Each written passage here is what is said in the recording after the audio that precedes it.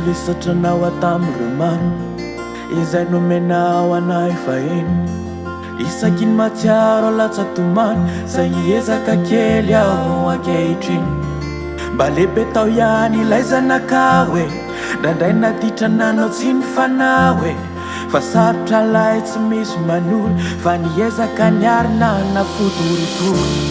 dia niatrika teny anamafy ny lalane taonina nilikany nanolotanane ndraindray ankivy dia latsatomany fa mba tazatazano ahorany anao kelako sy ny ratsy mavangivangy na fotoana nateram-boninkazo fa lay fiainana efa tsy sangisangy aza mana fa lay fitilo tsy alazo kelako sy ny ratsy mavangivangy na fotoana nateram-boninkazo fa lay fiainana efa tsy sangisangy aza mana fa lay fitilo tsy alazo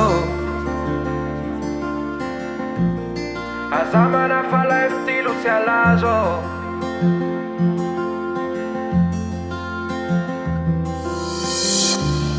fa mina fany anao feno asambarana lavitry ny aiay indrisy matsy fa lay fotoana tsy nanampy ay fa raha nitiako lazaina aminao mbola betsaka ny ao ampoko ao rehefa amin'ny aliny ane mbola manofy mba nanahoantsika raha teo ianao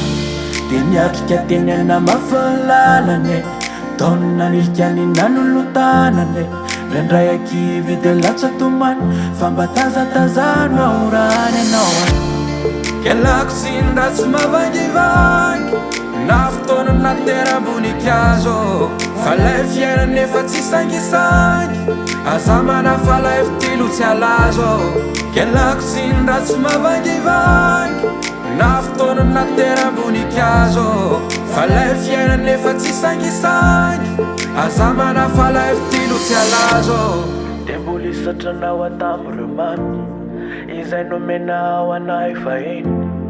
isakiny matsiaro alatsatomany zay hiezaka kely aho ankehitriny